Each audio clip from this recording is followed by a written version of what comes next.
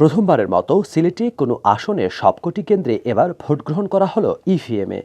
প্রযুক্তির সহায়তায় ভোটাররা দ্রুত সময়ে ভোট দিতে পারায় কোনো কেন্দ্রেই ছিল না দীর্ঘ লাইন। তবে 2 মাসের বেশি প্রচারণা চালানো হলেও নির্বাচন ঘিরে ভোটারদের আগ্রহ তৈরি করতে পারেননি কোনোই প্রার্থী। ফলে নির্বাচনে ভোটার উপস্থিতি ছিল কম, বিশেষ করে নারী ভোটারদের উপস্থিতি ছিল খুবই নগণ্য। আসনভুক্ত 3 উপজেলার 149টি কেন্দ্রের সবকটিতে বিজয়ী হয়েছে নৌকা প্রতীক। নৌকা প্রতীক নিয়ে হাবিবুর রহমান হাবিব পেয়েছেন 89,705টি ভোট, আর নিকটতম প্রতিদ্বন্দ্বী জাতীয় পার্টির আতিকুর রহমান আতিক পেয়েছেন 24,604 ভোট, অর্থাৎ 65,101 ভোটের ব্যবধানে বিজয়ী হয়েছেন আওয়ামী লীগের হাবিবুর রহমান হাবিব। বাকি 2 প্রার্থী বিএনপি থেকে বহিষ্কৃত সাবেক সাংসদ শফিয়া আহমেদ চৌধুরী ও বাংলাদেশ কংগ্রেসের জুনায়েদ মাহমুদ মিয়া প্রতিদ্বন্দ্বিতায় আসতে পারেননি। সিলেট 3 আসনভুক্ত 4 থানার মধ্যে বালাগঞ্জে নৌকা 24,273 ভোট, লাঙ্গল 3,337 ভোট, ফেঞ্চুগঞ্জে নৌকা 22,224 ভোট, লাঙ্গল 4,556 ভোট, মোগলাবাজারে নৌকা 20,744 ভোট, লাঙ্গল 13,588 ভোট এবং দক্ষিণ সুরমায় নৌকা 22,464 ভোট ও লাঙ্গল 3,123 ভোট পেয়েছে। নির্বাচনী পরিবেশ নিয়ে সন্তোষ প্রকাশ করেছেন প্রতিদ্বন্দ্বিতাকারী আওয়ামী লীগের প্রার্থী হাবিবুর রহমান হাবিব, জাতীয় পার্টির আতিকুর রহমান আতিক ও স্বতন্ত্র প্রার্থী শফি আহমেদ চৌধুরী। তবে সকালে আতিকুর রহমান আতিক অভিযোগ করেন ফেঞ্চুগঞ্জের 7টি কেন্দ্র ও দক্ষিণ সুরমার কুচাই শ্রীরামপুর কেন্দ্র থেকে তার এজেন্ট বের করে দেওয়া হয়েছে।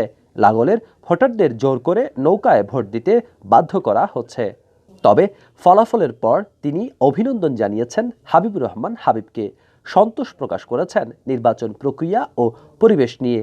এই উপনির্বাচন দেশের জন্য মডেল হিসেবেও মন্তব্য করেন তিনি। তবে নির্বাচন থেকে মানুষের আস্থা উঠে যাওয়ায় ভোট প্রদান কাঙ্ক্ষিত হয়নি বলে দাবি করে তিনি বলেন, ভোটারদের ভেতর থেকে ভয়ভীতি দূর না হয় কাঙ্ক্ষিত ভোট কাস্ট হয়নি।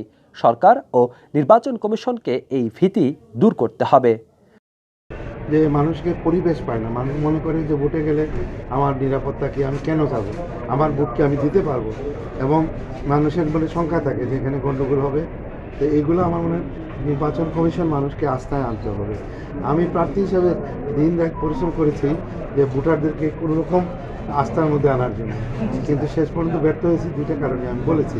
সেটা হচ্ছে যে ভোটার কেন্দ্রে কিছু আসছে, আসার পর দেখে যেখানে তার ভোট দিলে তার ভোটটা কার্যকর হবে না, শেষ চলে গেছে। এখন আমি মনে করি এইভাবে নির্বাচন প্রক্রিয়া থাকলে নির্বাচনী ব্যবস্থা ভেঙে যাবে। বিজয়ের পর হাবিবুর রহমান হাবিব তার এই বিজয়কে নির্বাচনী এলাকার জনগণকে উৎসর্গ করে বলেন, এই উপনির্বাচনে ভোটাররা প্রমাণ করেছেন তারা শেখ হাসিনার নেতৃত্বে অবিচল, তারা উন্নয়ন চান। সিলেট 3 আসনের জনগণ উন্নয়নের পক্ষে রায় দিয়েছেন। তিনি কেন্দ্রীয় ও স্থানীয় নেতৃবৃন্দ এবং নির্বাচনী এলাকার ভোটারদের প্রতি কৃতজ্ঞতা জ্ঞাপন করেন।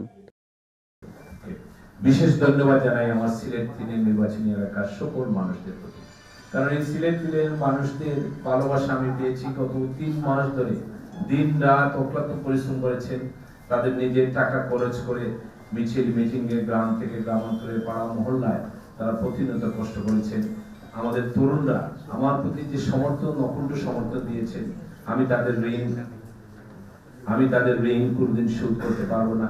বিশেষ করে 3 উপজেলা আওয়ামী লীগের নেতৃত্বে যেভাবে ওনারা কাজ করেছেন, 3 উপজেলা আওয়ামী লীগের সংগ্রামী সভাপতি। গেল 11 মার্চ করোনা আক্রান্ত হয়ে টানা 3 বারের সাংসদ মাহমুদুস সামাদ চৌধুরী মারা গেলে আসনটি শূন্য ঘোষণা করা হয়।